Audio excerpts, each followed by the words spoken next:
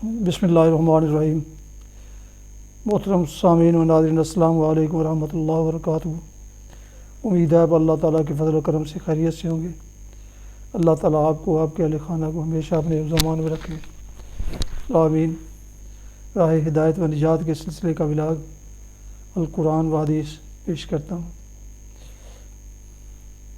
شروع کرنے سے پہلے گزارش ہے کہ جن دوستوں نے میرے یوٹیوب چینل راہ ہدایت یا دوسرے چینل بی اے رشیدی کو ابھی تک سبسکرائب نہیں کیا، وہ اسے سبسکرائب کر کے لائک کر کے اور بیل آئیکن کو ضرور پریس کر لیں تاکہ آئندہ آنے والے ایسے روحانی اور قرآنی ولاگ ان تک باقاعدہ اور بر وقت پہنچتے رہیں۔ شروع کرتے ہیں آج کا ولاگ القرآن و حدیث۔ آج کے ولاگ کا آغاز سورہ نساء سے شروع کرتے ہیں، اور سورہ نساء کے بارے میں شروع کرنے سے پہلے باقاعدہ اس کے متعلق کچھ معلومات آپ کی خدمت میں پیش کر رہا ہوں۔ سورہ نساء، زمانہ نزول اور اجزاء مضمون۔ یہ سورہ متعدد خطبوں پر مشتمل ہے جو غالباً 3 ہجری کے اواخر سے لے کر 4 ہجری کے اواخر یا 5 ہجری کے اوائل تک مختلف اوقات میں نازل ہوئے ہیں۔ اگرچہ یہ تعین کرنا مشکل ہے کہ کس مقام سے کس مقام تک کی آیات ایک سلسلہ تقریر میں نازل ہوئی تھیں اور ان کا ٹھیک زمانہ نزول کیا ہے، لیکن بعض احکام اور واقعات کی طرف بعض اشارے ایسے ہیں جن کے نزول کی تاریخیں ہمیں روایات سے معلوم ہو جاتی ہیں۔ اس لیے ان کی مدد سے ہم ان مختلف تقریروں کی ایک سرسری سی حد بندی کر سکتے ہیں جن میں یہ احکام اور یہ اشارے واقع ہوئے ہیں۔ مثلاً ہمیں معلوم ہے کہ وراثت کی تقسیم اور یتیموں کے حقوق کے متعلق ہدایات جنگ احد کے بعد نازل ہوئی تھیں، جبکہ مسلمانوں کے 70 آدمی شہید ہو گئے تھے، اور مدینہ کی چھوٹی سی بستی میں اس حادثے کی وجہ سے بہت سے گھروں میں یہ سوال پیدا ہو گیا تھا کہ شہداء کی میراث کس طرح تقسیم کی جائے، اور جو یتیم بچے انہوں نے چھوڑے ہیں ان کے مفاد کا تحفظ کیسے ہو۔ اس بنا پر ہم قیاس کر سکتے ہیں کہ ابتدائی 4 رکوع اور 5ویں رکوع کی پہلی 3 آیتیں اسی زمانہ میں نازل ہوئی ہوں گی۔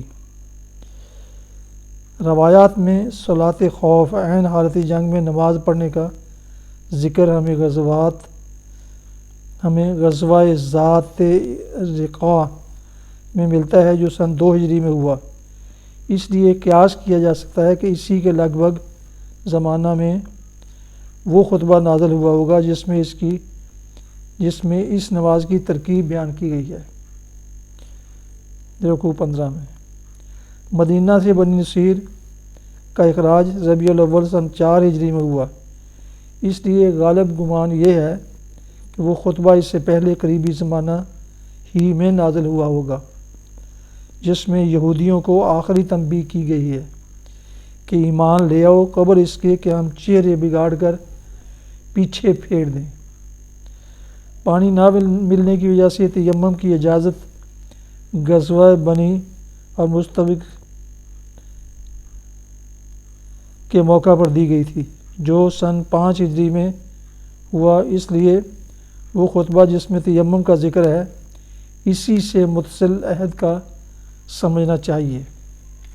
شان نزول اور مباحث۔ اس طرح بحیثیت مجموعی سورہ کا زمانہ نزول معلوم ہو جانے کے بعد ہمیں اس زمانہ کی تاریخ پر ایک نظر ڈال لینی چاہیے تاکہ سورہ کے مضامین سمجھنے میں اس سے مدد لی جا سکے۔ نبی صلی اللہ علیہ وسلم کے سامنے اس وقت جو کام تھا اسے 3 بڑے بڑے شعبوں میں تقسیم کیا جا سکتا ہے۔ ایک، اس نئی منظم اسلامی سوسائٹی کا نشو و نما جس کی بنا ہجرت کے ساتھ ہی مدینہ طیبہ اور اس کے اطراف و جوانب میں پڑ چکی تھی، اور جس میں جاہلیت کے پرانے طریقوں کو مٹا کر اخلاق تمدن معیشت اور تدبیر مملکت کے نئے اصول رائج کیے گئے تھے۔ دوسرے اس کشمکش کا مقابلہ جو مشرکین عرب، یہودی قبائل اور منافقین کی مخالف اصلاح طاقتوں کے ساتھ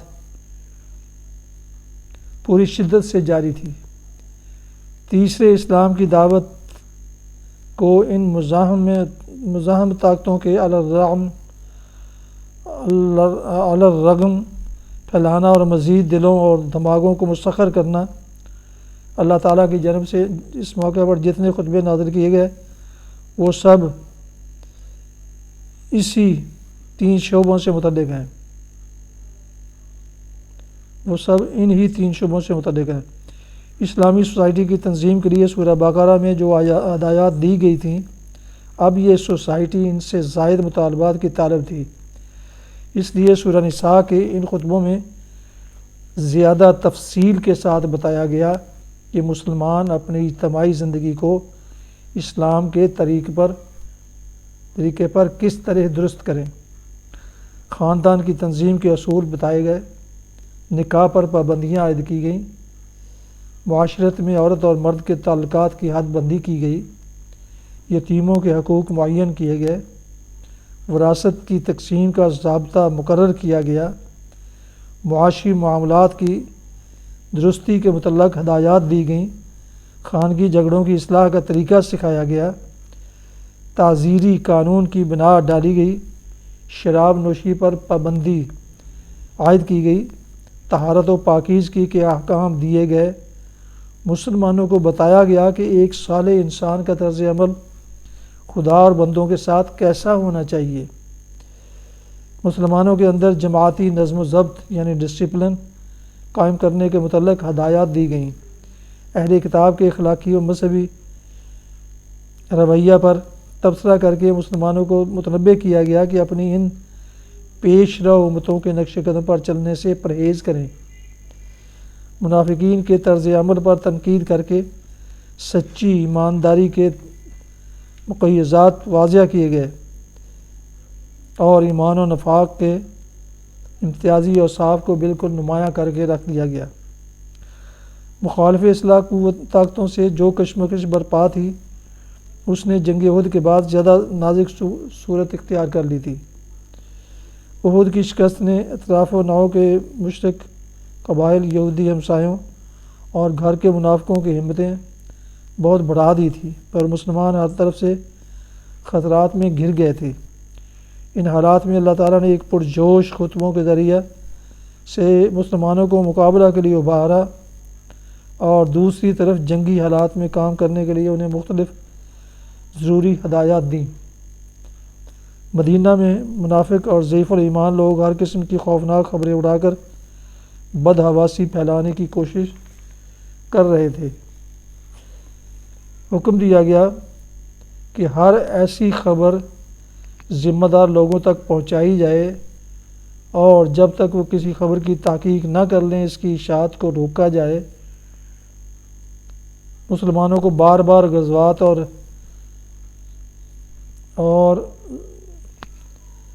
سریوں میں جانا پڑتا تھا اور اکثر ایسے موقعوں سے گزرنا ہوتا تھا جہاں پانی فراہم نہ ہو سکتا تھا۔ اجازت دی گئی کہ پانی نہ ملے تو غسل اور وضو دونوں کے بجائے تیمم کر لیا جائے۔ نیز ایسے حالات میں نماز مختصر کرنے کی بھی اجازت دے دی گئی اور جہاں خطرہ سر پر ہو وہاں صلاۃ خوف ادا کرنے کا طریقہ بتایا گیا۔ عرب کے مختلف علاقوں میں جو مسلمان کافر قبیلوں کے درمیان منتشر تھے اور بسا اوقات جنگ کی لپیٹ میں بھی آ جاتے تھے، ان کا معاملہ مسلمانوں کے لیے سخت پریشان کن تھا۔ اس مسئلہ میں ایک طرف اسلامی جماعت کو تفصیلی ہدایات دی گئی اور دوسری طرف ان مسلمانوں کو بھی ہجرت پر ابھارا گیا تاکہ وہ ہر طرف سے سمٹ کر دارالاسلام میں آ ہی جائیں۔ یہودیوں میں سے بنی اسرائیل کا رویہ خصوصیت کے ساتھ نہایت معاندانہ ہو گیا تھا، اور وہ معاہدات کی صریح خلاف ورزی کر کے کھلم کھلا دشمنان اسلام کا ساتھ دے رہے تھے، اور خود مدینہ میں محمد صلی اللہ علیہ وسلم اور آپ کی جماعت کے خلاف سازشوں کے جال بچھا رہے تھے۔ ان کی اس روش پر سخت گرفت کی گئی اور انہیں صاف الفاظ میں آخری تنبیہ کر دی گئی۔ اس کے بعد ہی مدینہ سے ان کا اخراج عمل میں آیا۔ منافقین کے مختلف گروہ مختلف طرز عمل رکھتے تھے، اور مسلمانوں کے لیے فیصلہ کرنا مشکل تھا کہ کس قسم کے منافقوں سے کیا معاملہ کریں۔ ان سب کو الگ الگ طبقوں میں تقسیم کر کے ہر طبقہ کے منافقوں کے متعلق بتا دیا گیا کہ ان کے ساتھ یہ برتاؤ ہونا چاہیے۔ غیر جانبدار معاہد قبائل کے ساتھ جو رویہ مسلمانوں کا ہونا چاہیے تھا، اس کو بھی واضح کیا گیا۔ سب سے زیادہ اہم چیز یہ تھی کہ مسلمان کا اپنا کریکٹر بے داغ ہو، کیونکہ اس کشمکش میں یہ مٹھی بھر جماعت اگر جیت سکتی تھی تو اپنے اخلاق فاضلہ ہی کے زور سے جیت سکتی تھی۔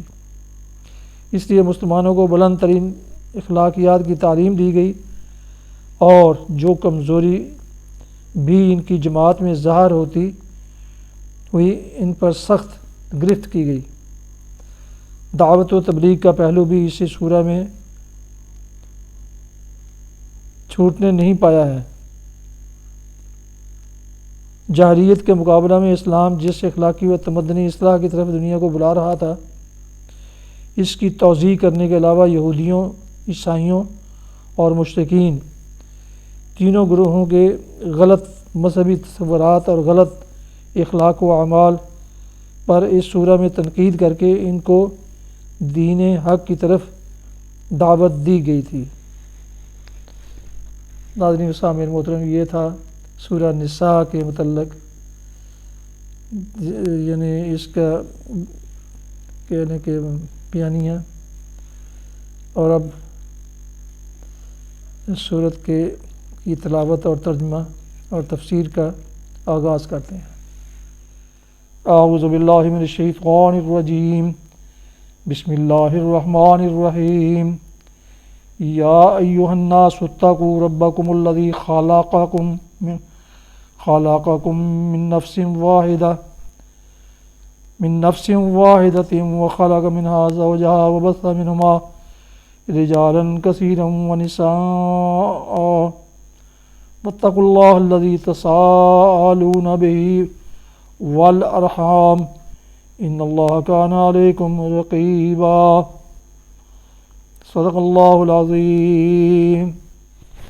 ناظرین و سامعین محترم، ابھی آپ نے سورہ النساء کی پہلی آیت مبارکہ کی تلاوت سماعت فرمائی۔ اب اس کا اردو ترجمہ پیش کرتا ہوں۔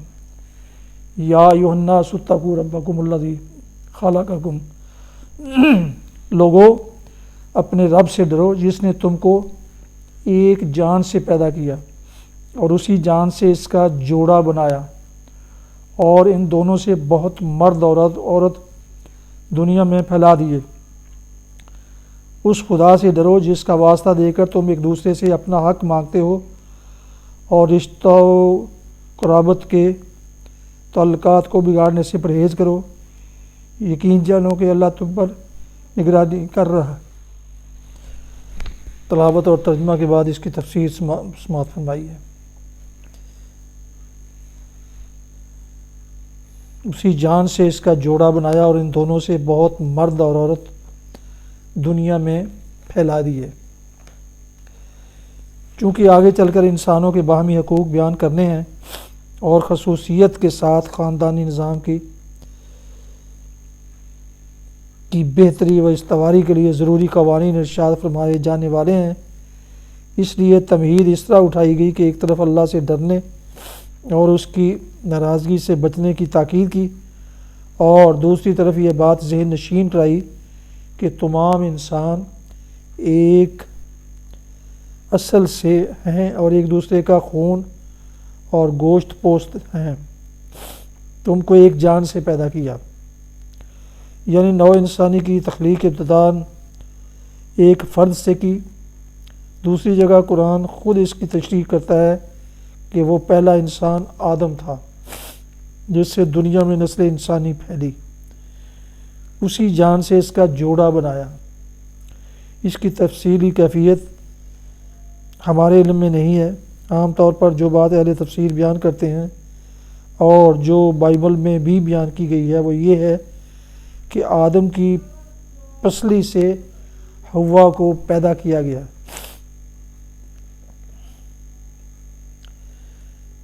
تلمود میں اور زیادہ تفصیل کے ساتھ بتایا گیا ہے کہ حضرت حوا کو حضرت آدم علیہ السلام کی دائیں جانب کی 13ویں پسلی سے پیدا کیا گیا تھا، لیکن کتاب اللہ اس بارے میں خاموش ہے، اور جو حدیث اس کی تائید میں پیش کی جاتی ہے اس کا مفہوم وہ نہیں ہے جو لوگوں نے سمجھا ہے، لہٰذا بہتر یہ ہے کہ اس بات کو اسی طرح مجمل رہنے دیا جائے۔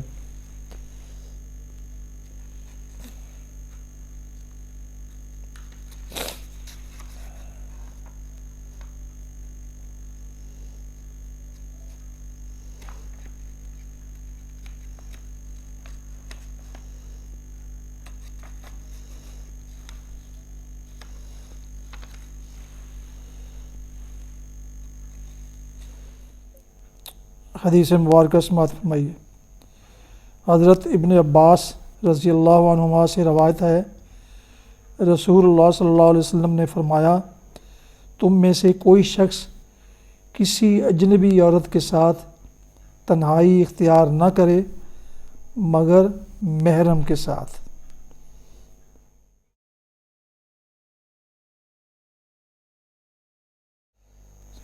سامعین و ناظرین محترم، یہ تھا آج کا راہ ہدایت و نجات کے سلسلے کا ولاگ القرآن و حدیث، جس میں آج سورہ نساء کی آیت مبارکہ نمبر 1 کی تلاوت، ترجمہ، تفسیر بیان کی گئی۔ اس کے علاوہ ایک حدیث مبارکہ بھی آپ کی خدمت میں پیش کی گئی۔ دوبارہ درخواست ہے کہ جن دوستوں نے ابھی تک میرے یوٹیوب چینل راہ ہدایت یا بی ارشیدی کو سبسکرائب نہیں کیا، وہ سبسکرائب کر کے، لائک کر کے، بیل آئیکن کو ضرور پریس کر دیں تاکہ آنے والے روحانی اور قرآنی ولاگز جو آپ کے لیے باعث سے خیر اور ثواب ہیں آپ کو باقاعدہ اور بر وقت ملتے رہیں۔ اللہ تعالیٰ آپ کا حامی و ناصر ہو۔ اللہ تعالیٰ آپ کو، آپ کے اہل خانہ کو ہمیشہ اپنی حفظ و امان میں رکھے، آمین۔ اپنا بہت خیال رکھیے گا، دعاؤں میں پاک وطن، والدین، اعزاء و اقارب، دوستوں کے علاوہ اس ناچیز کو بھی اس میں شامل فرمائیں تو انتہائی مشکور ہوں گا۔ السلام علیکم ورحمۃ اللہ وبرکاتہ۔ پاکستان زندہ باد۔